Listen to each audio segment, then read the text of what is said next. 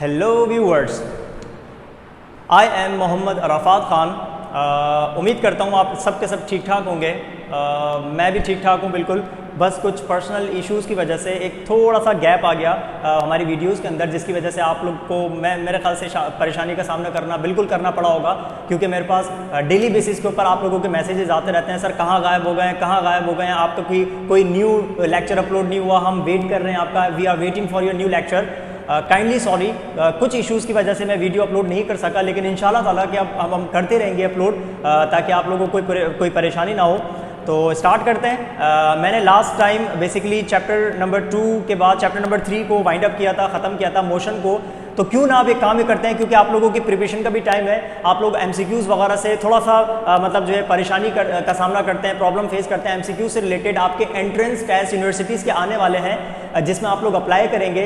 तो मेरे पास majority of the students की ये रिक्वेस्ट आई थी कि सर काइंडली आप जब टॉपिक कंप्लीट करवा लें तो काइंडली जो है बेसिकली आप जो है वो MCQs को कवर करवाइएगा। तो आज हम MCQs को डिस्कस करेंगे। चैप्टर नंबर 3 के MCQs, मतलब हम motion in 1 dimension and motion in 2 dimension, ठीक है, इन दोनों कंडीशंस के इन दोनों टॉपिक के हम लोग MCQ सॉल्व करने जा रहे हैं आज। MCQs कुछ पास पेपर्स के क्वेश्चंस को भी हम सॉल्व करेंगे। मेडिकल के मतलब इंजीनियरिंग के जो टेस्ट होते हैं उनके पास पेपर्स के खास तौर पे MCQs के ऊपर मैं फोकस कर रहा हूँ, तो ये बात ध्यान में रखिएगा। चलें भाई स्टार्ट करते हैं। और अगर अभी आप नए हैं मेरे चैनल के ऊपर, आप लोग फर्स्ट टाइम देख रहे हैं, तो काइंडली मेरे चैनल को सब्सक्राइब कर दिएगा और बेल आइकन पर जरूर हिट कर दिएगा, ताकि आप लोगों को मेरी हर न्यू वीडियो, आने वाली नई वीडियो की नोटिफिकेशन मिल सके।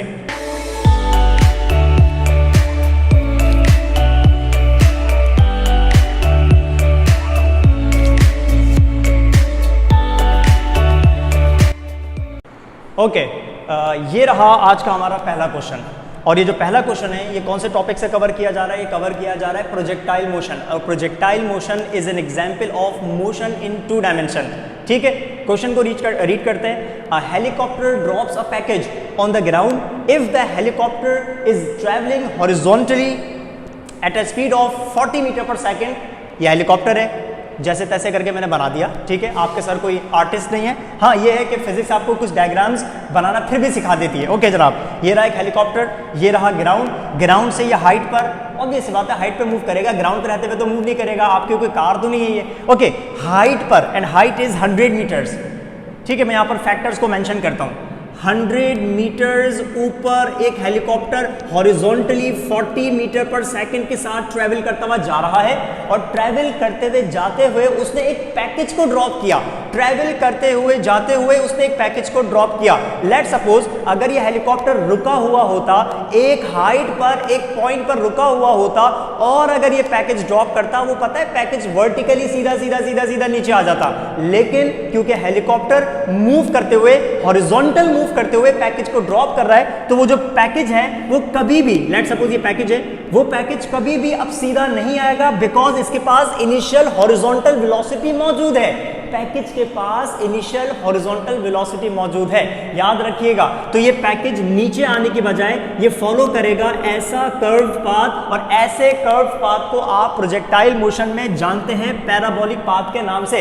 यानी कि ये पैकेज वर्टिकल मोशन नहीं करेगा, बल्कि ये पैकेज प्रोजेक्टाइल मोशन करेगा। It will follow a curve path. इसका मतलब अब पता है काम की बात क्या है। आपसे जो क्वेश्चन किया जा रहा है, ये देखें, where does the package strike the ground. Let suppose इस पैकेज ने यहां पर स्ट्राइक किया, लेट सपोज स्ट्राइक किया, और इस पॉइंट से इसको ड्रॉप किया गया था। इस पॉइंट से आपसे पूछा जा रहा है कि where does the package strike the ground relative to the point at which it was release. जिस पॉइंट से उसको रिलीज किया गया, उस पॉइंट से रिलेटिव वो कितना दूर आगे, वेयर डज, कितना दूर आगे जाकर गिर जाएगा। इसका मतलब आपसे पूछा जा रहा है horizontal displacement covered by the package, simple. और हमारे पास प्रोजेक्टाइल मोशन में हॉरिजॉन्टल डिस्प्लेसमेंट को कैलकुलेट करने का एक फॉर्मूला होता है, and that is v0x multiply by time.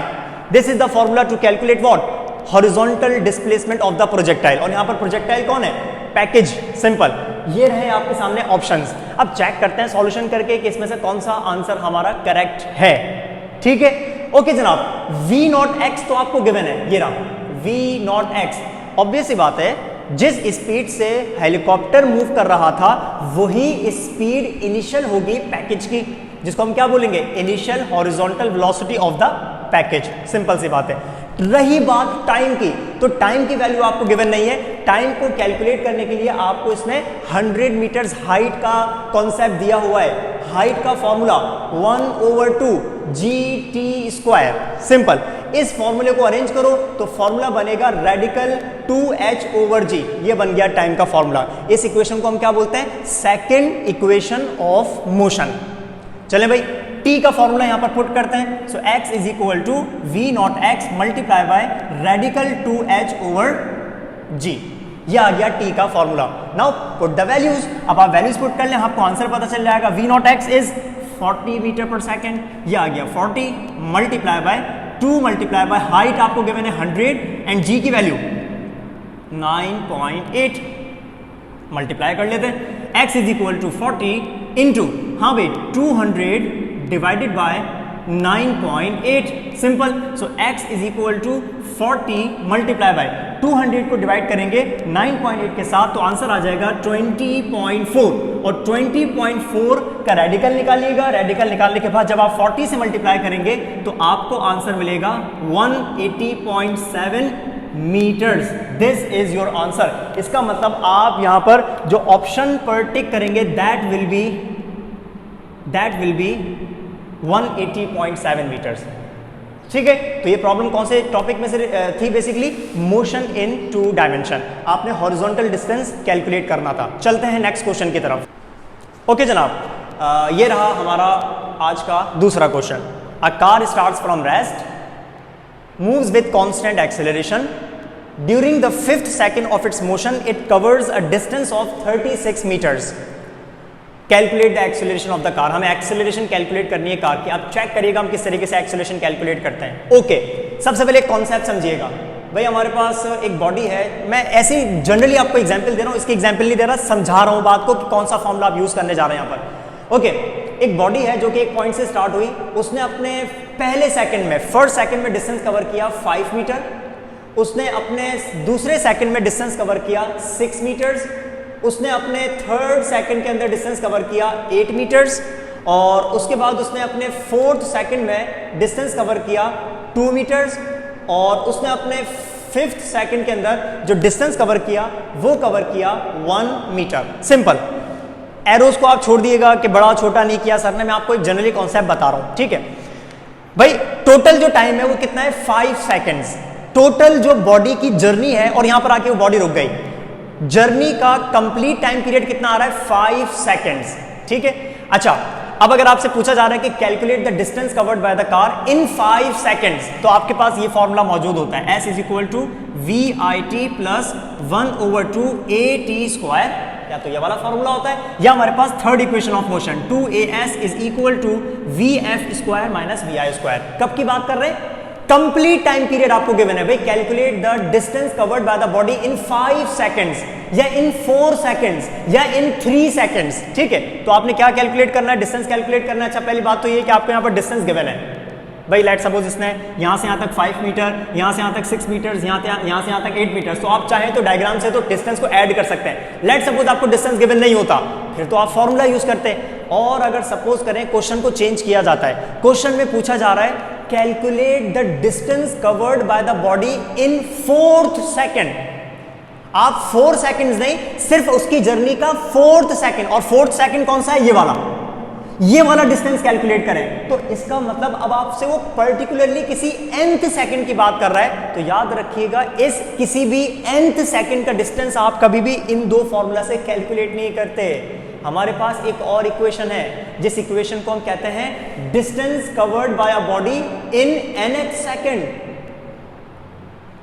A/2, this is A for acceleration, 2n-1। ये वाला फॉर्मूला यूज होता है जब आप किसी पर्टिकुलर nth सेकंड की बात करते हैं, जैसे 3rd second calculate the distance covered in 10th second, calculate the distance covered in 5th second, या 5th सेकंड की बात आ गई। इसका मतलब जो वो किसी पर्टिकुलरली nth सेकंड की बात करेगा, so we use particularly this equation. हम इस वाली इक्वेशन की बात करते हैं डिस्टेंस के लिए, नॉट दीज इक्वेशंस। इन इक्वेशंस को हम नहीं देखते। These equations are for the total time period 2 seconds, 3 seconds, 10 seconds, 100 seconds. समझ रहे मेरी बात? तो इस वाले क्वेश्चन में स्टूडेंट्स यही कंफ्यूज हो जाते हैं और वो गलत इक्वेशन सॉल्व करते हैं, गलत इक्वेशन को यूज करते हैं, तो उनका कभी भी आंसर मैच नहीं हो पाता। We use this equation for the 5th second. This is the distance covered in 5th second. This is initial velocity which is 0 according to the given condition starting from rest. Acceleration is to be calculated. Acceleration calculate करनी है. N is that nth second. जैसे अगर 5th की बात कर रहा है तो n की जगह 5 पुट करना है. अगर वो 4th की बात करता तो हमने n की जगह 4 पुट करना होता. चलें, टाइम ज़ाया किए बगैर हम लोग स्टार्ट करते हैं क्वेश्चन को. ओके जनाब, Sn is equal to Vi plus a over 2 and 2n minus 1. This is the equation. Values put करें. Distance covered in 5th second आपको गिवन है, यानी कि 36, यानी कि उसने अपनी जर्नी के 5वें सेकेंड में 5th सेकेंड में 36 मीटर डिस्टेंस कवर किया. इनिशियल वेलोसिटी 0 है, starting from rest, plus a calculate करना है, 2n आपको पता है, n आपको 5 गिवन है, 5th माइनस 1. ये आपने वैल्यूज पुट कर दी. मार्कर चेंज करता हूं ताकि आपको क्लियर नजर आ जाए. ओके, 36 को एज इट इज रहने दें, 0 हटा दें, a डिवाइडेड बाय 2. ओके, 2 5 ज़ा 10, 10 माइनस 1 9, तो ये बच जाएगा ब्रैकेट के अंदर 9. सिंपल, ठीक है. अच्छा, 9 को 2 से डिवाइड कर दें तो 9 का हाफ कितना होता है? 4.5. ओके, मैं लिख नहीं रहा, और 4.5 यहां पर मल्टीप्लाई कर रहा है, वहां जाके 36 से करेगा divide, is equal to a. जब 36 को 4.5 से डिवाइड किया जाएगा तो एक्सेलरेशन आपको मिल जाएगी 8 metre per second square. 8 metre per second square. ये 4.5 रिपीट कर रहा हूं, कैसे आया? जब आप 9 को डिवाइड करेंगे 2 से, 9 का हाफ कितना होता है? 4.5, तो यहां बचेगा 4.5, यहां मल्टीप्लाई कर रहा है, वहां जाके डिवाइड कर रहा है. The answer is 8 metre per second square. इसको हम कर देते हैं सर्किल कहाँ है? ये रहा, यानी कि option number A is correct. चलते हैं नेक्स्ट क्वेश्चन की तरफ. ये रहा आज का 3rd question. Question number 3, calculate the maximum range of the projectile if it is launched at the speed of 9.8 metre per second. यानी कि एक प्रोजेक्टाइल मोशन की बेसिकली क्वेश्चन है ये. हमारे पास कंडीशन क्या आ रही है? लेट सपोज मैं यहाँ पर ड्रॉ करके दिखाता हूँ आपको. एक प्रोजेक्टाइल है, ये रहा एक प्रोजेक्टाइल, उसको लॉन्च किया गया एक किसी भी सर्टेन एंगल के ऊपर. जाहिर सी बात है कोई भी एक सर्टेन एंगल होगा. क्या होगा मैं अभी आपको बताता हूँ. ओके, उसकी इनिशियल वेलोसिटी है 9.8 मीटर पर सेकेंड. जब वो फॉलो करेगा पैराबोलिक पाथ तो जाहिर सी बात है वो सर्टेन हॉरिजॉन्टल डिस्प्लेसमेंट कवर करके फिर जाके स्ट्राइक करेगा ग्राउंड को. तो आपने इसकी ये रेंज कैलकुलेट करनी है, maximum possible range of the projectile, ये कैलकुलेट करनी है, और आपको इनिशियल वेलोसिटी उसकी गिवन है. चले, मैं आपको सबसे पहले एक बात बताऊं, वो ये कि जब हम मैक्सिमम रेंज की बात करते हैं या हम रेंज की बात करते हैं, मैं आपके सामने रेंज का फॉर्मूला लिखता हूं. Range of the projectile is given by v not square sine 2 theta divided by g. This is the equation two calculate what? Range of the projectile. Range का मतलब क्या होता है कि प्रोजेक्टाइल कितना हॉरिजॉन्टल डिस्टेंस कवर कर रहा है. सिंपल. इस वाले फॉर्मूले के अंदर थीटा आ रहा है, थीटा का मतलब एंगल, और आपको इस क्वेश्चन में तो एंगल गिवन नहीं है. ये वो क्वेश्चन मैं आपके सामने रख रहा हूं जो अक्सर स्टूडेंट्स कंफ्यूज होने के बाद पूछते हैं, सर एंगल का क्या करें.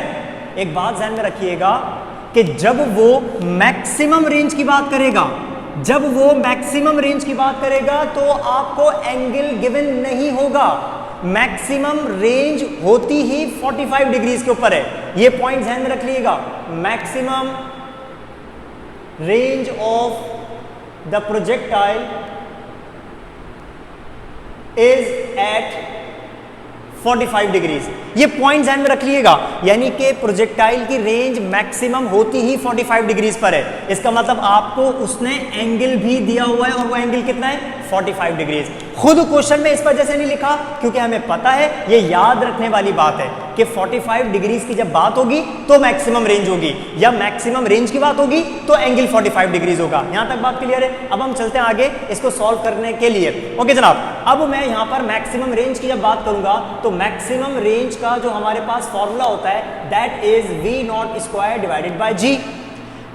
जाहिर सी बात है जब यहां पर 45 पुट करोगे तो 2 45 ज़ा 90, और साइन 90 की वैल्यू क्या हो जाती है? 1. इसका मतलब साइन वाला फैक्टर यहां पर गायब. गायब कैसे? उसकी वैल्यू हो गई 1, क्योंकि साइन 90 बराबर होता है 1 के, sine 90 degrees is equal to 1। अब हमें वैल्यूज पुट करनी है। हाँ भाई, इनिशियल वेलोसिटी आपको कितनी गिवन है? 90, और 90 के ऊपर लगा हुआ है स्क्वायर डिवाइडेड बाय जी की वैल्यू 90, 9.8 सॉरी 9.8। ओके, स्क्वायर से value cancel, the answer is maximum range is 9.8 metres. This is your answer. Okay, मैं यहां पर सिलेक्ट करूंगा कि हमारा आंसर सी करेक्ट है, 9.8 मीटर्स। ये रहा आज का हमारा फोर्थ क्वेश्चन, जिसमें लिखा हुआ है a box of mass 6 kilograms moves with the speed of 4 metre per second. It suddenly explodes in 2 pieces, फट जाता है, एक्सप्लोड हो जाता है 2 पीसेस के अंदर। 1 पीस का मास है 2 kilograms, moves in the same direction with speed of 8 metre per second. चलिए, क्वेश्चन में रीड नहीं कर रहा, क्वेश्चन तो लिखा हुआ है, आप भी रीड कर सकते हैं। हम समझते हैं कंडीशन को क्या है। Topic is law of conservation of momentum, ठीक है। और इसकी जो हमारे पास स्टेटमेंट के मुताबिक जो हमारे पास फॉर्मूला आता है, that is total initial momentum is always equal to the total final momentum, total final momentum। ये हमारे पास आती है इक्वेशन किसकी? Law of conservation of momentum की। अच्छा जनाब, अगर मैं, अच्छा इनिशियल का मतलब क्या होता है? बिफोर, और फाइनल का मतलब होता है आफ्टर। अच्छा, बॉडीज कोलाइड करती हैं तो before collision and after collision. अगर हम फायरिंग की बात करते हैं तो before firing and after firing. और अगर एक्सप्लोजन की बात कर रहे हैं तो before explosion and after explosion. भाई, एक्सप्लोड करने से पहले एक बॉक्स था और उसी बॉक्स की वेलोसिटी थी, तो एक्सप्लोड करने से पहले हमारे पास जो कंडीशन है that is mv, no m1 u1 m2 u2 नहीं, क्योंकि एक्सप्लोड करने से पहले ऑब्जेक्ट एक है तो उसी ऑब्जेक्ट का मास और उसी ऑब्जेक्ट की वेलोसिटी ये आ गई mv। तो ये एक्सप्लोड करने से पहले, जिसके मतलब हम बात कर रहे हैं क्या, ये रहा 6 किलोग्राम और ये रहा 4। लेकिन एक्सप्लोड करने के बाद हमारे पास कंडीशन आ रही है m1 v1 plus m2 and v2, क्योंकि एक्सप्लोड करने के बाद उसके 2 पीसेस हो गए। अब जब 2 पीसेस हो गए तो एक का मास m1 और एक का मास m2। ये देखें, ये लिखा हुआ m1 2 किलोग्राम्स का है और m1 की वेलोसिटी गिवन है 8 मीटर पर सेकेंड, यानी कि आफ्टर कोलिजन उसका मास है 2 किलोग्राम्स पहले वाले पीस का, और वो कितनी स्पीड के साथ मूव कर रहे हैं? 8 metre per second in the same direction. Calculate the velocity of the second piece. आपने जो दूसरा पीस है, और पहली बात दूसरे पीस का मास कितना होगा? m2, और m2 होगा कितना? अगर m1 सॉरी टोटल मास 6 था, उसमें से एक पीस 2 किलोग्राम्स का निकल गया, बाकी दूसरा पीस कितना होगा? 4 किलोग्राम्स का, यानी कि m2 कितना है? 4 किलोग्राम्स। समझ रहे हैं? चलिए काम ही करते हैं, यहाँ पर वैल्यूज पुट करना स्टार्ट करते हैं। सबसे पहले एक्सप्लोड होने से पहले मास कितना था? 6। एक्सप्लोड होने से पहले वेलोसिटी कितनी थी? 4 metre per second is equal to after explosion एक पीस का मास है 2 किलोग्राम्स, तो ये आ गया 2 मल्टीप्लाई बाय उसी पीस की वेलोसिटी कितनी थी? 8 metre per second. Okay, 8 metre per second. Then plus के बाद हमें पता है कि m2 का मतलब जो रिमेनिंग मास, और रिमेनिंग मास ये देखें 6 में से एक पीस 2 का, तो दूसरा वाला पीस कितना होगा? 4 किलोग्राम, और 4 के साथ आ जाएगा v2, यानी कि v2 calculate the velocity of the second piece, ये आपने कैलकुलेट करना है। आगे चलते हैं। ओके जनाब, 6 4 जा 24, देन 2 8 जा 16, 16 यहाँ पर प्लस कर रहा है, वहां जाके माइनस करेगा, so minus 16 is equal to 4v2। अच्छा, 24 माइनस 16 क्या बचेगा? 8। ओके जनाब, 4 मल्टीप्लाई इधर आके डिवाइड करेगा, सो ये आ गया आपके पास v2। तो 4 1 जा 4 एंड 4 2 जा 8, तो आपके पास जो आंसर आ गया that is v2 will be is equal to 2 metre per second. Simple, यानी कि वो जो सेकंड पीस है वो कितनी वेलोसिटी के साथ मूव करेगा? 2 मीटर पर सेकेंड के साथ मूव करेगा। इसका मतलब इसका जो करेक्ट ऑप्शन है वो हो गया ए। यह आ गया law of conservation of momentum. ये रहा हमारा नेक्स्ट क्वेश्चन, जिसमें बेसिकली पूछ रहा है कि एक बॉल को ड्रॉप किया जा रहा है। A ball is dropped from a certain height, the distances covered by it in first second, second second and third second are in the ratio. यानी कि जब किसी बॉल को ड्रॉप किया जाएगा, लेट सपोज बॉल को ड्रॉप किया जा रहा है, तो वो अपने पहले सेकंड में कितना डिस्टेंस कवर करेगी, वो अपने दूसरे सेकंड में कितना डिस्टेंस कवर करेगी, और वो अपने तीसरे सेकंड में यानी कि थर्ड सेकंड में कितना डिस्टेंस कवर करेगी। आपने पहले वो डिस्टेंसेस फाइंड करने और उन डिस्टेंसेस का फिर कोई रेशो आपने बताना है कि इनमें से कौन सा रेशो करेक्ट रेशो डिफाइन कर रहा है इस कंडीशन को। तो सबसे पहले काम ये करते हैं, हम फॉर्मूला यूज करते हैं।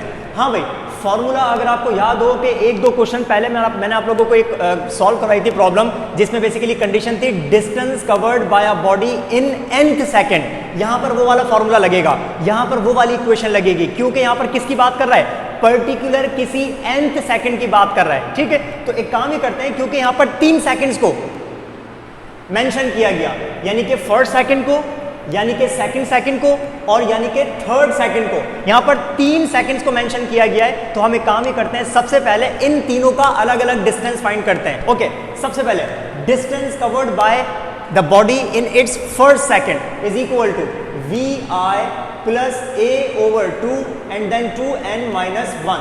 ये फॉर्मूला याद है आप लोगों को, मैंने अभी करवाया आपको कुछ देर पहले।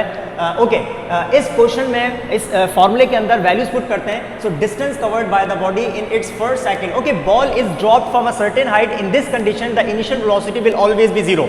मैंने यहाँ पर अभी तो लिख दिया vi, लेकिन अब मैं बाद में नहीं लिखूंगा, मुझे पता है कि इनिशियल वेलोसिटी तीनों कंडीशंस में 0 होगी। ओके, 0 प्लस, अच्छा एक्सेलरेशन क्या पुट करेंगे, एक्सेलरेशन आप पुट करेंगे ऑब्वियस सी बात है 9.8 metre per second square, because due to motion under gravity the bodies move with the constant acceleration which is 9.8 metre per second square, और उसको हम अपने सॉल्यूशंस को आसान करने के लिए ऑलमोस्ट 10 भी ले लेते हैं।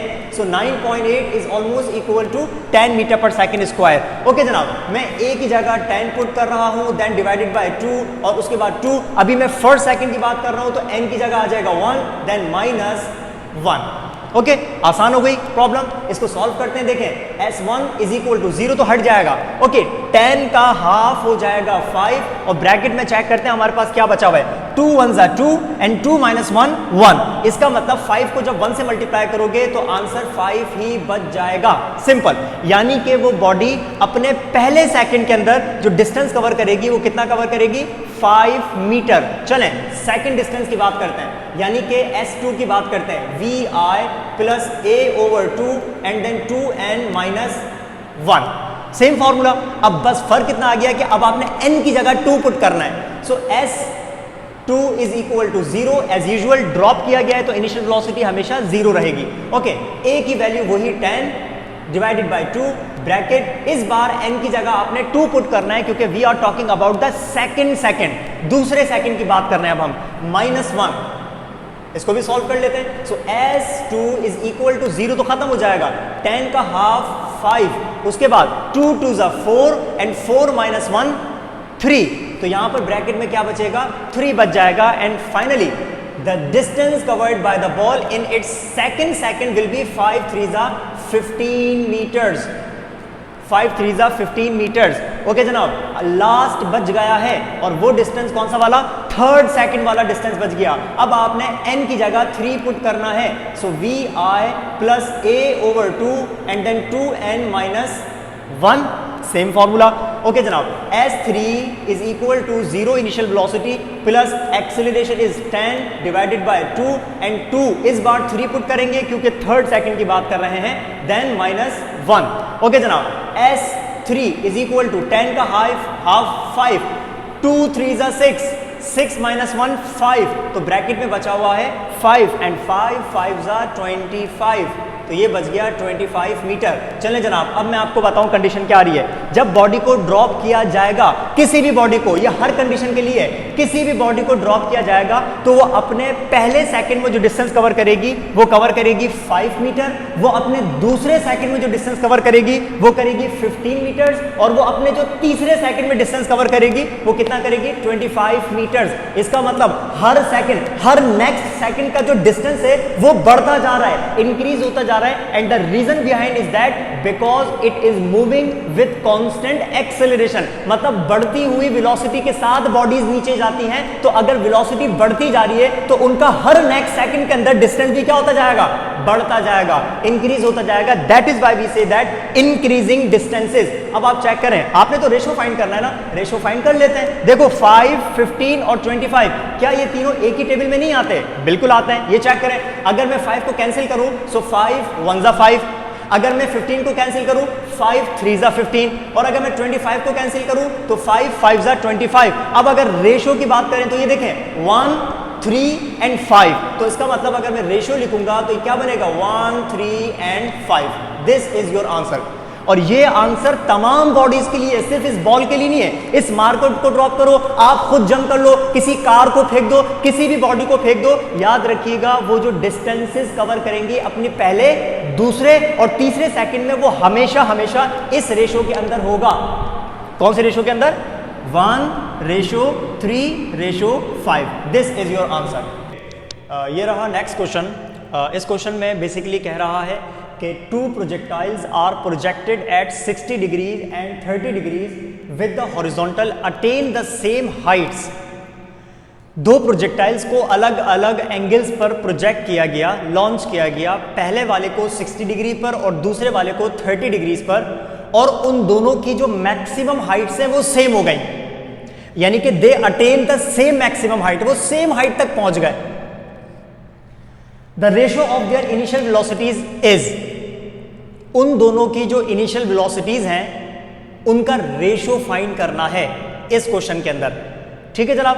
अच्छा, सबसे पहली बात, according to the given condition हम इस चीज को मैथमेटिकली ऐसे लिखेंगे कि h1 is equal to h2, यानी कि जो दोनों की मैक्सिमम हाइट्स हैं वो सेम हो गई, दोनों ने सेम हाइट्स अटेन करी, इसका मतलब h1 और h2 बिल्कुल सेम है। ये वाली प्रोजेक्टाइल नंबर 1 के लिए और ये वाली प्रोजेक्टाइल 2 के लिए, ये वाली 60 डिग्रीज के लिए और ये वाली 30 डिग्रीज के लिए। यहां तक बात क्लियर है? आगे चलते हैं। अच्छा, आगे कंडीशन क्या है? हमें यहां पर मैक्सिमम हाइट्स का फॉर्मूला पुट करना है। अच्छा, मैक्सिमम हाइट का फॉर्मूला फॉर द प्रोजेक्टाइल हम लोगों ने पढ़ा हुआ है, वो क्या होता है? v0 square sine square theta over 2g। ये फॉर्मूला होता है maximum height of the projectile का। अब आपने करना क्या है? इस फॉर्मूले को यहां पर पुट करना है। कैसे पुट करना है? मैं h1 की जगह भी क्या पुट करूंगा? v0 square sine square theta divided by 2g, और h2 की जगह भी फॉर्मूला पुट करूंगा v0 square sine square theta divided by 2g। ठीक है, अब आप नोट करें, हम फैक्टर्स को कैंसिल कर सकते हैं। सबसे पहले चेक करें, यहां पर 2g से 2g को आप कैंसिल कर दें।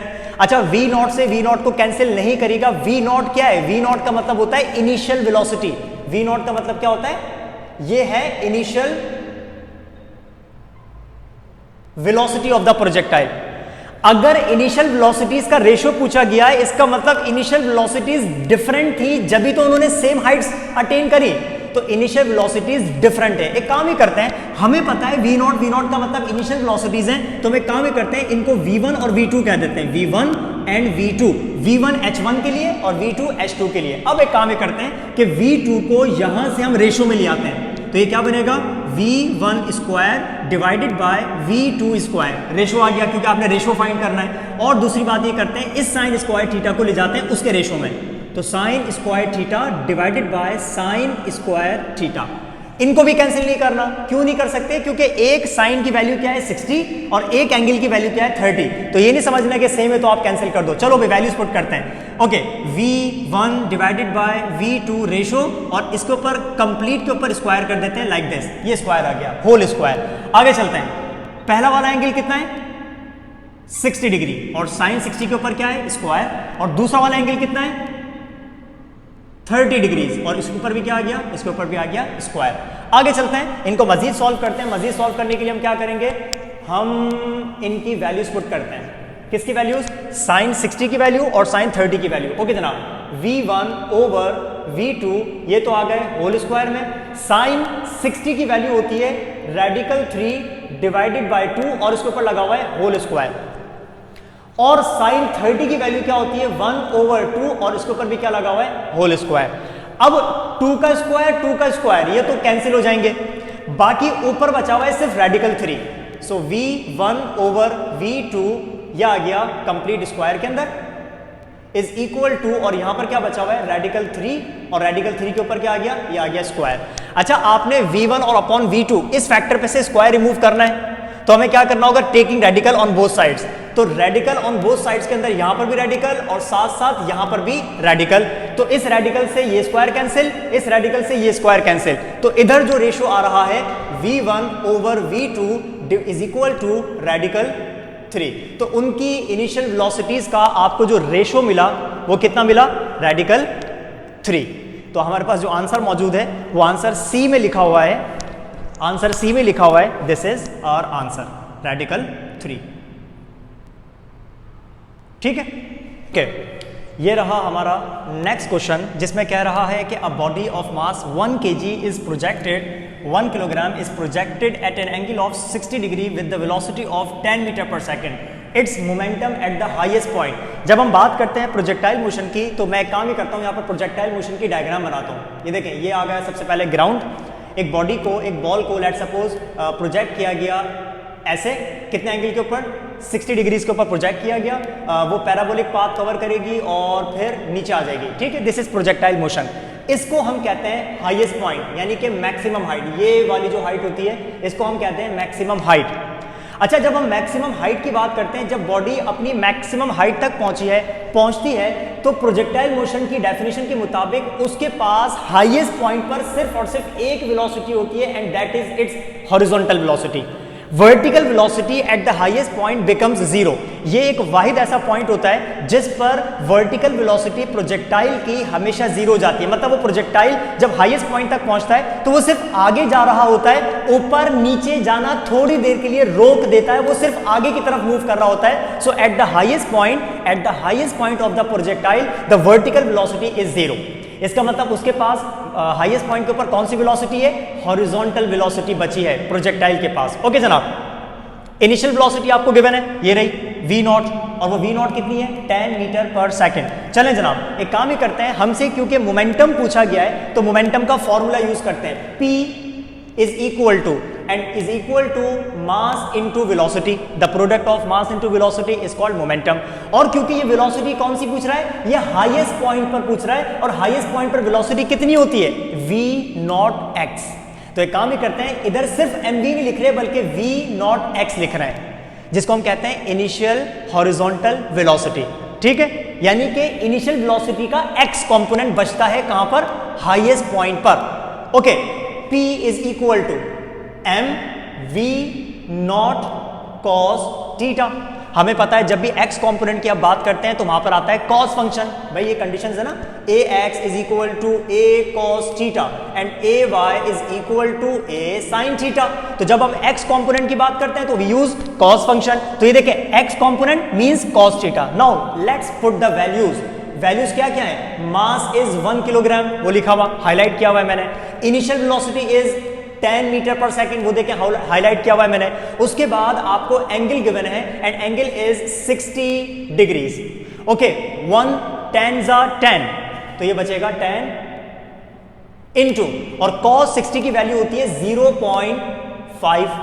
cos 60 is equal to 0.5 and 0.5 जिससे भी मल्टीप्लाई करता है उस वैल्यू को कर देता है हाफ, यानी कि 10 का जो हाफ बचेगा वो बचेगा 5 न्यूटन सेकेंड। यानी कि मोमेंटम हाईएस्ट पॉइंट पर उस बॉल का यानी उस बॉडी का कितना होगा, 5 newton second. This is our answer, this is our answer.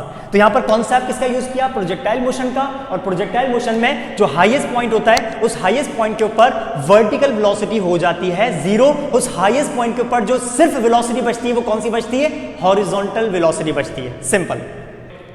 Question number 8, a body is projected at an angle theta with the horizontal. मैं डायग्राम बनाता हूं सबसे पहले। लेट्स सपोज ये हमारे पास ग्राउंड है, एक बॉडी को प्रोजेक्ट किया गया एट एन एंगल थीटा, वो अपनी मैक्सिमम हाइट तक पहुंचेगा, उसके बाद वापस नीचे आएगा पैराबोलिक पाथ को फॉलो करता हुआ। ठीक है, ये आ गया प्रोजेक्टाइल मोशन। आपसे पूछा जा रहा है उसको थ्रो किया with the kinetic energy E। ठीक है, initial kinetic energy.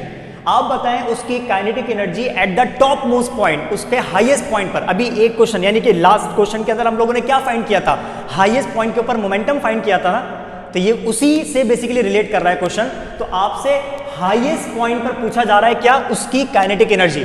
So the kinetic energy at the highest point is, आपको पता होना चाहिए हाईएस्ट पॉइंट के ऊपर सबसे पहले जो उसके पास वेलोसिटी होती है वो कौन सी वाली होती है, हॉरिजॉन्टल वेलोसिटी होती है उसकी वर्टिकल वेलोसिटी हो जाती है 0। ओके जनाब, हम यहां पर कॉन्सेप्ट यूज करते हैं काइनेटिक एनर्जी का। सबसे पहले आपके पास फॉर्मूला होता है काइनेटिक एनर्जी का, क्या? 1/2 mv²। ये जनरल फॉर्मूला है। अब एक काम ही करते हैं, यहां पर हम बात कर रहे हैं हाईएस्ट पॉइंट की, तो मैं यहां पर क्या लिखूंगा? Kinetic energy at the highest point, H लिख देता हूं, एट द हाईएस्ट पॉइंट। ठीक है, so energy at the highest point, तो अब कंडीशन क्या आ जाएगी? 1/2 mvx²। पता है मैंने क्या किया? मुझे पता है हाईएस्ट पॉइंट के ऊपर जो बॉडी के पास वेलोसिटी होती है वो कौन सी वेलोसिटी होती है? सिर्फ हॉरिजॉन्टल वेलोसिटी होती है, तो मैंने v के साथ यहां पर x पुट कर दिया। दिस इज जनरल फॉर्मूला, ये एक जनरल फॉर्मूला है। और ये वाला कहां के लिए? ये वाला सिर्फ और सिर्फ टॉप मोस्ट पॉइंट के लिए है। ओके, अभी थोड़ी देर पहले मैंने आपको बताया जब आप x कंपोनेंट की बात करते हैं तो x कंपोनेंट में कौन सा फंक्शन आता है? cos थीटा आता है ना। तो एक काम ही करते हैं, vx की जगह पे क्या पुट कर देते हैं? v cos theta. So it will become EH is equal to 1/2 m। Same, बाकी vx की जगह क्या आ जाएगा? v cos थीटा, और क्योंकि इसके ऊपर स्क्वायर था तो पूरी वैल्यू के ऊपर क्या हो जाएगा? स्क्वायर हो जाएगा। ओके जनाब, आगे चलते हैं। बहुत आसान क्वेश्चन है। So energy at the top most point will be equal to 1/2 m। इस स्क्वायर को v पर भी कर देते हैं, इस स्क्वायर को cos पर भी कर देते हैं, तो ये क्या बनेगा? mv² and then cos square theta. Square हमेशा फंक्शन पर आता है, थीटा पर नहीं आता। तो ये देखें, स्क्वायर v पर भी आ गया और स्क्वायर cos पर भी आ गया। अब मुझे एक बात बताओ, ये सोच के, ये जो फैक्टर है, ये वाला, ये जो मैं सर्किल कर रहा हूं, ये वाला फैक्टर, ये किसके बराबर होता है? ये तो एनर्जी का फॉर्मूला है, तो मैं इस फॉर्मूले की जगह E पुट नहीं कर सकता, 1/2 mv², तो जनाब पुट कर देते हैं। So energy at the top most point will be equal to, इस पूरे की जगह आ जाएगा E, और क्या बचा हुआ है? cos square theta. यानी कि टॉप मोस्ट पॉइंट पर जो बॉडी के पास काइनेटिक एनर्जी होती है उसका फॉर्मूला हमेशा हमेशा ये होगा, E cos square theta. So energy at the top most point will B C, यानी कि cos स्क्वायर थीटा। ये हमारा आंसर हो गया। ये आपने फॉर्मूला याद भी रखना है। एक तरीके से मैंने इस क्वेश्चन के अंदर आपको एक फॉर्मूला बता दिया कि जब भी बॉडी अपने हाईएस्ट पॉइंट पर, जब भी बॉडी अपने टॉप मोस्ट, बॉडी कह लो या प्रोजेक्टाइल कह लो, अपने टॉप मोस्ट पॉइंट पर होती है तो वहां पर उसकी काइनेटिक एनर्जी का फॉर्मूला क्या होता है? E cos square theta at this point. Question number 9 check करते हैं। 2 इक्वल मासेस, दोनों के मासेस सेम है। Equal masses travel towards each other with the speeds of 60 centimetre per second and 30 centimetre per second. यानी कि दोनों masses same है, m1 और m2 की जगह हमें m और m पुट करना है, लेकिन वैल्यूज नहीं पता। Okay, they stick together on impact. जैसे ही आपस में इम्पैक्ट में आए, जैसे ही आपस में कोलाइड हुआ, ये चिपक गए, आपस में स्टिक हो गए, और स्टिक होने के बाद अब ये दोबारा मूव कर रहे हैं, यानी कि एक ऑब्जेक्ट बन गए। अब एक ऑब्जेक्ट बनते हुए ये मूव करेंगे। ठीक है, What is the speed of the masses after impact? अब आप ये बताएं कि after collision, after sticking together, उनकी स्पीड क्या होगी, यानी कि आफ्टर वाली कंडीशन की आपने स्पीड कैलकुलेट करनी है।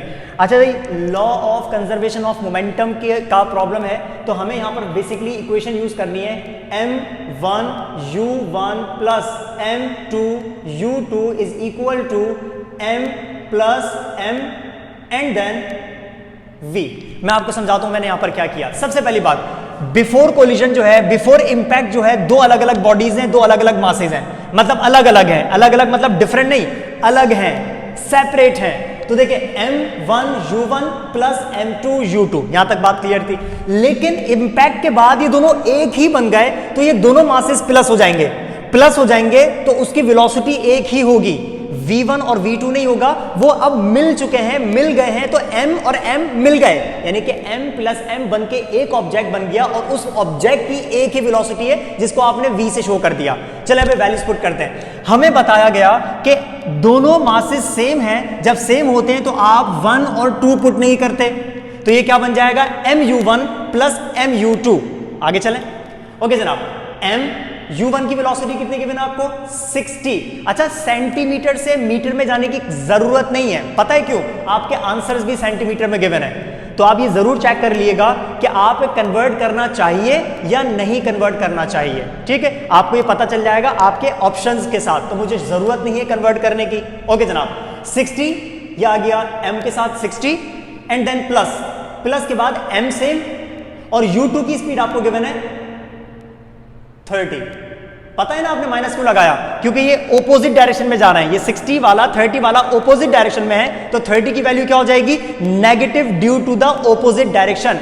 Then we have m plus m क्या बन जाएगा 2m और साथ में आ गया v। आगे चलते हैं। ओके जनाब, m 60 या इसको 60m कर दें, एक ही बात है, 60m कर दूं इसको मैं 60m।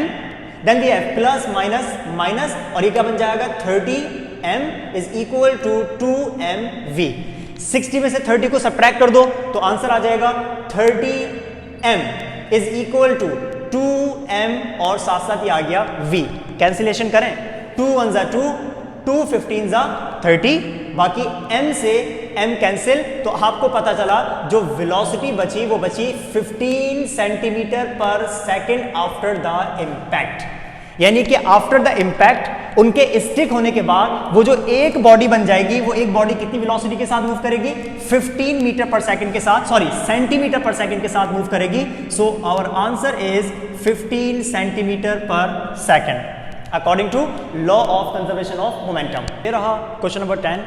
क्वेश्चन में कह रहा है कि a car starts from rest, moves with constant acceleration during 4th second, point to be noted 4th second, आ गई बात, of its motion it covers a distance of 21 metres.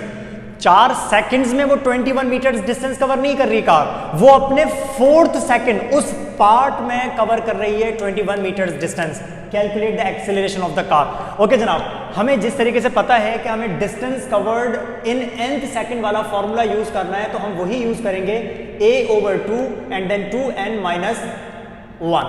और ये क्योंकि 4th सेकंड की बात कर रहा है, तो क्योंकि डिस्टेंस आपको 4th सेकंड वाला गिवन है विच इज 21 मीटर्स, तो आपने यहां पर एज इट इज 21 पुट करना है is equal to starting from rest means initial velocity will be 0 plus acceleration calculate करनी है एंड देन ब्रैकेट में 2n 4th, तो n की जगह आ जाएगा 4 minus 1 and then bracket close. Okay जनाब, 21 is equal to a divided by 2 and then bracket में चेक करते हैं क्या बचा हुआ है, 2 4 जा 8, 8 माइनस 1 7, सिंपल। 7 मल्टीप्लाई से डिवाइड में चले जाएगा, 2 डिवाइड से मल्टीप्लाई में। Okay, 21 into 2 divided by 7 is equal to acceleration, और आपको एक्सेलरेशन मिल चुकी है 7 1 जा 7, 7 3 जा 21 एंड 3 2 जा 6 metre per second square is the acceleration of that car, जो कि इनिशियली रेस्ट में मौजूद थी। So this is our answer, ये हमारा हो गया आंसर। हमें सर्किल करना होता है ऑप्शंस के ऊपर ना, so this is our answer 6 metre per second square. Okay जनाब, ये था हमारे इस लेक्चर का, आज के लेक्चर का फर्स्ट पार्ट, जिसके अंदर मैंने आपको 10 MCQ सॉल्व करवाए। फिर मैं एक नेक्स्ट वीडियो और बनाऊंगा जिसमें मजीद हम MCQs को सॉल्व करेंगे, वो हमारा सेकंड पार्ट होगा। मैं फोकस करूंगा, ज़रूर फोकस करूंगा हमारे उसके ऊपर MCQs के ऊपर, ताकि आप लोगों के जो अब टेस्ट आने वाले हैं आप लोग अपेयर हो जाएं, तो आप लोग बेसिकली जो प्रैक्टिस में नहीं हैं, जो आपको सवाल समझ नहीं आ रहे, होपफुली आपको यहाँ से बहुत ज़्यादा हेल्प मिलेगी, बहुत ज़्यादा फ़ायदा मिलेगा। आप इसको प्रैक्टिस में रखिएगा, आपके कॉन्सेप्ट्स क्लियर होंगे। ठीक है जनाब, तो ख़त्म करते हैं आज की वीडियो। ये थी पार्ट 1। फिर मैं इंशाल्लाह ताला नेक्स्ट वीडियो जरूर बनाऊंगा पार्ट 2 के नाम से, जिसके अंदर हम रिमेनिंग MCQs को भी सॉल्व करेंगे।